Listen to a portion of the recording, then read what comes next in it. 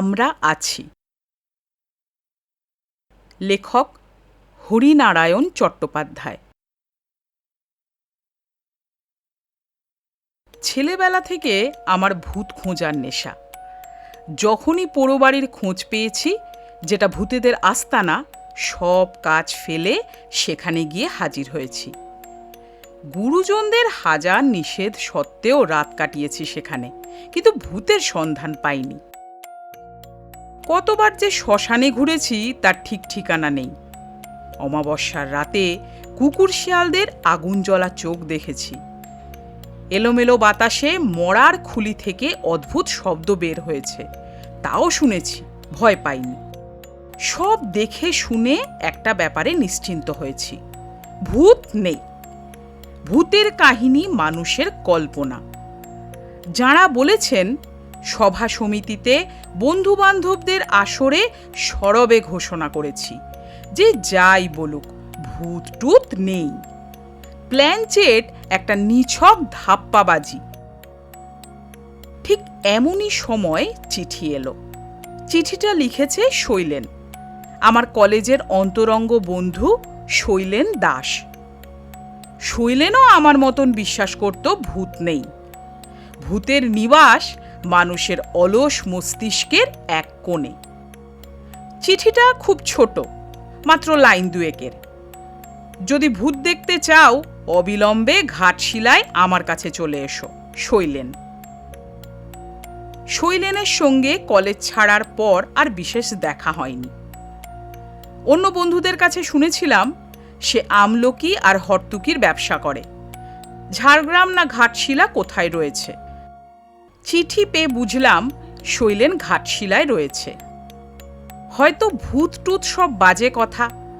আমাকে তার কাছে নিয়ে যাওয়ার জন্য ভূতের অবতারণা করেছে, জানে এমন করে লিখলে আমি না গিয়ে পারবো না। কলেজে অধ্যাপনার কাজ, বছরের মধ্যে ছুটি বেশি। পূজা পার্বণ গরমের ছুটি তো আছেই, এছাড়া অন্যান্য উপলক্ষে কলেজ প্রায় বন্ধ থাকে। ঠিক করলাম দিন সাতেকে ছুটি নিয়ে ঘাটশিলায় চলে যাব। পূজা কেটে গেছে, বাতাসে শীতের মিশেল। এ সময় ঘাটশিলার জল বাতাস ভালো, কড়া শীত পড়েনি। ভূতের সন্ধান না পাই, স্বাস্থ্যটা ফিরিয়ে আনতে পারবো। যে কথা সেই কাজ। সুটকেস আর বিছানা নিয়ে হাওড়া স্টেশনে গিয়ে হাজির হলাম। ট্রেন ছাড়ার দেরি ছিল। কামরার এক কোণে মালপত্র রেখে একটা পত্রিকা কিনে বেঞ্চের উপর বসলাম। একটা গল্পের লাইন দুয়েক পড়েছি, হঠাৎ পরিচিত কণ্ঠে চমকে উঠলাম। আরে কি খবর? মুখ তুলে অবাক হলাম। সামনে দাঁড়িয়ে শৈলেন, বগলে খবরের কাগজ, হাতে রঙিন ব্যাগ। খবর আর কি, ভূত দেখাবার জন্য তুই তো নেমন্তন্ন করেছিলি। ভূতের উল্লেখে শৈলেনের মুখটা ম্লান হয়ে গেল, দু চোখে আতঙ্কের ছায়া। সে চুপচাপ দাঁড়িয়ে রইল। কিরে, কথা বল। কি বলবো, ব্যাপারটা আমিও ঠিক বুঝতে পারছি না। তোর কথা মনে হলো তাই তোকে চিঠি লিখলাম। ভালোই করেছিস। ভূত যদি নাও পাই, তোর ঘাড়ে চেপে 7টা দিন তো খেয়ে আসি। শৈলেন বলল, চল এবার ট্রেন ছাড়বার সময় হয়েছে। তুই কোন কামরায় উঠেছিস? আঙুল দিয়ে কামরাটা দেখিয়ে দিলাম। দুজনে উঠে পাশাপাশি বসলাম। ট্রেন ছাড়তে আমি জিজ্ঞেস করলাম, কি ব্যাপার বলতো? তুই তো 7 জন্মে ভূত বিশ্বাস করতিস না, ঠিক আমার মতন। কি দেখলি? স্পষ্ট দেখলাম শৈলেনের কপালে বিন্দু বিন্দু ঘাম জমে উঠল। গালের পেশিগুলো কেঁপে উঠল থরথরিয়ে। সে মৃদু কণ্ঠে বলল, হঠাৎ বাতি বন্ধ হয়ে যেত, এক তিল হাওয়া নেই, দরজা জানলাগুলো নিজেদের ইচ্ছে মতো খুলছে আর বন্ধ হচ্ছে। পাশের ঘরে খুটখাট শব্দ, গিয়ে দেখি কেউ কোথাও নেই। এক ব্যাপার, যারাই ভূতের উপদ্রবের কথা বলেছে তারা সবাই ঠিক একই কাহিনী শুনিয়েছে। এই হঠাৎ বাতি নিভে যাওয়া, আচমকা জানলা দরজা খুলে যাওয়া, সেসব ঘরে রাতের পর রাত কাটিয়েছি, কিছুই দেখতে পাইনি। পাশের ঘরে খুটখাট শব্দ ইঁদুরের জন্য, বেড়াল আমদানি করতেই সে শব্দ থেমে গেছে। লাইনের গোলমালের জন্য বাতি হঠাৎ ফিউজ হয়ে গেছে।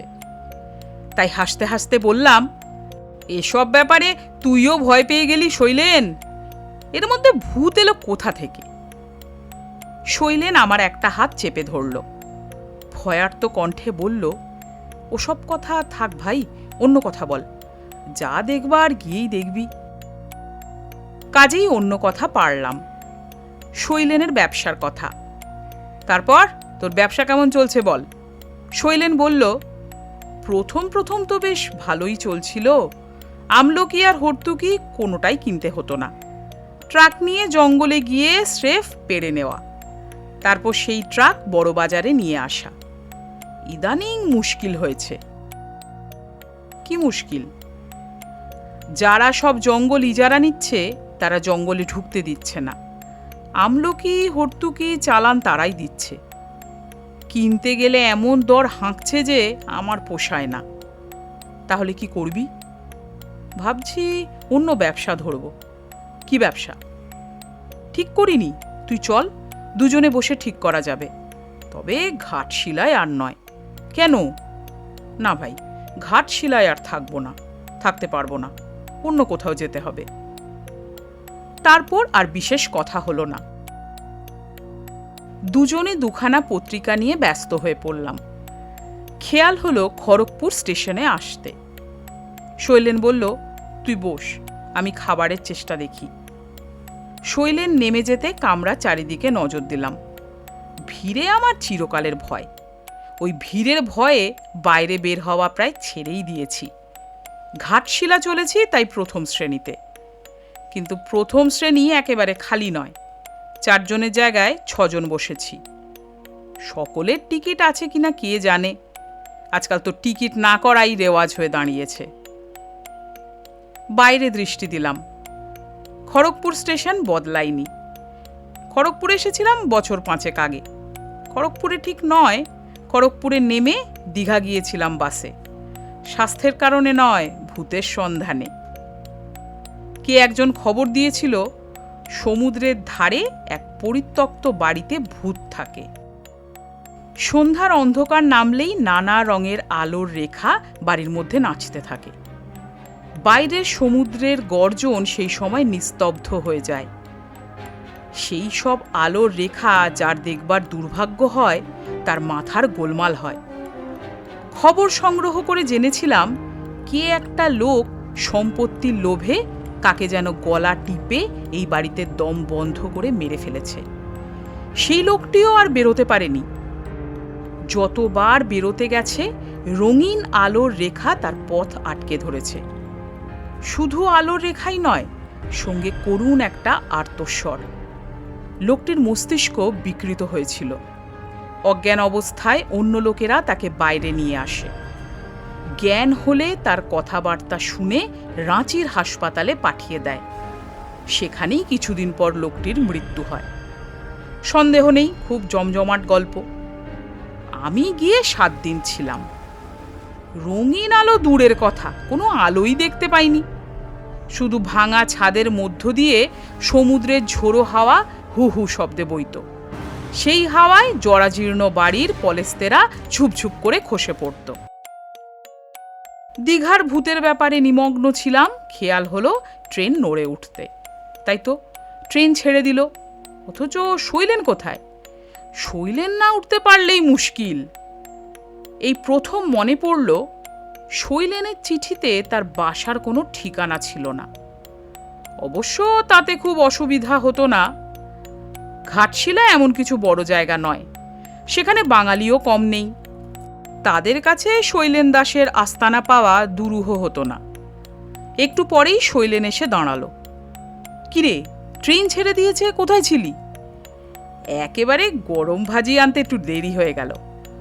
ছুটতে ছুটতে হাতল ধরেছি, নে খা। শৈলেন প্রচুর গরম লুচি এনেছে, লুচি আর তরকারি।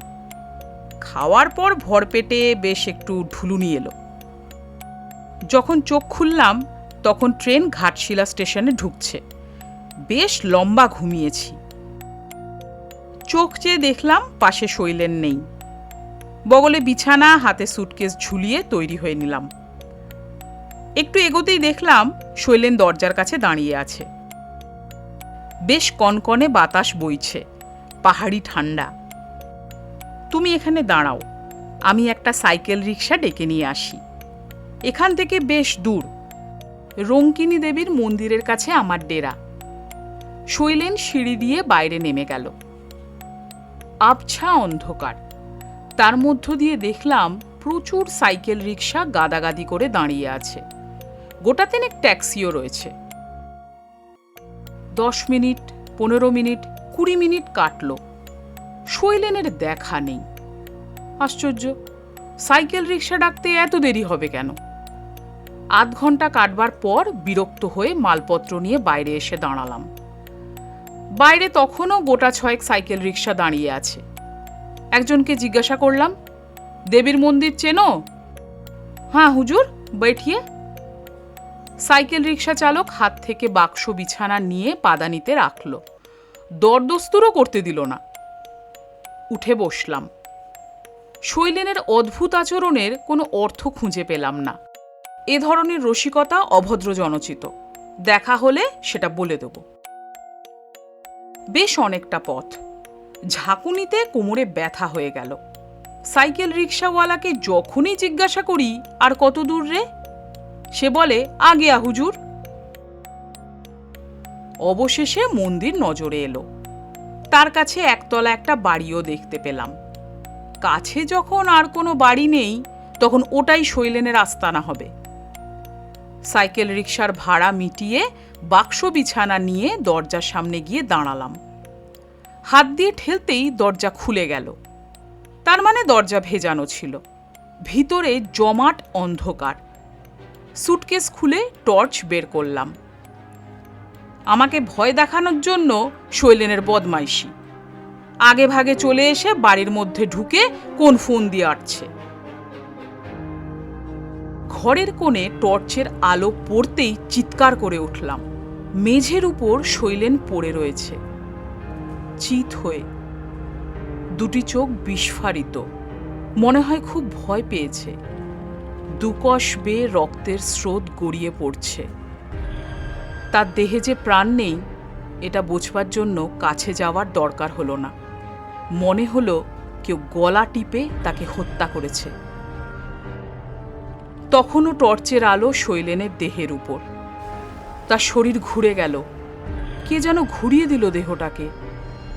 চোখ দুটো আরো বিস্ফারিত। গালের মাংসপেশিগুলো তিরতির করে কাঁপছে। আর দাঁড়িয়ে থাকার সাহস হলো না। তীর বেগে রাস্তার উপর এসে পড়লাম। ঠিক সেই সময়ে রাস্তা দিয়ে একটা মোটর ছুটছিল। আর একটু হলে মোটরের তলায় পড়তাম। চালক ক্ষিপ্র হাতে মোটর থামিয়ে জিজ্ঞাসা করল, এ কি, পাগলের মতো ছুটছেন কেন? চাপা পড়তেন যে। জ্ঞান শূন্য হয়ে কেন ছুটছিলাম চালককে বললাম। ভদ্রলোক বাঙালি। গলায় স্টেথোস্কোপ দেখে মনে হলো ডাক্তার। ডাক্তার সব শুনে বলল, কি বলছেন আপনি? শৈলেনবাবু তো আজ দিন 10 হলো মারা গেছেন। রহস্যজনকভাবে মৃত্যু। গলা টিপে কারা মেরে রেখে গেছে। চোর, ডাকাত? ডাক্তার মাথা নাড়ল। না না, পয়সা করেই সব ঠিক ছিল। জিনিসপত্র একটুও এদিক ওদিক হয়নি। বাড়িটার খুব বদনাম আছে। এর আগেও 2 জন এভাবে মারা গেছেন। কিন্তু আপনি দেখলেন কি করে? পুলিশ থেকে তো দরজায় তালা দিয়ে গেছে। বললাম, কই না তো, দরজা তো খোলা।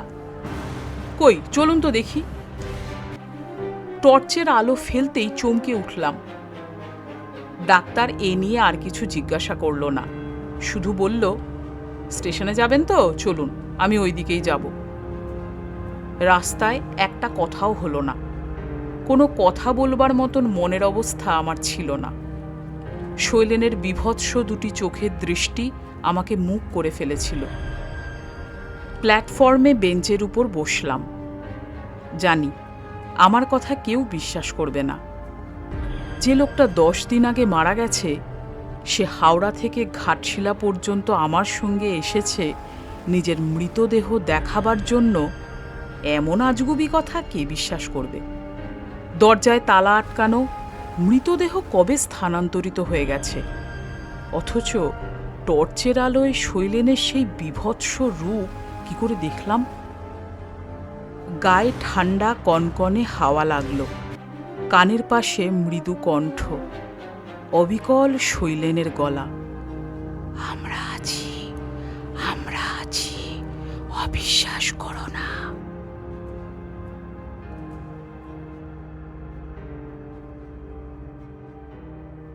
সমাপ্ত।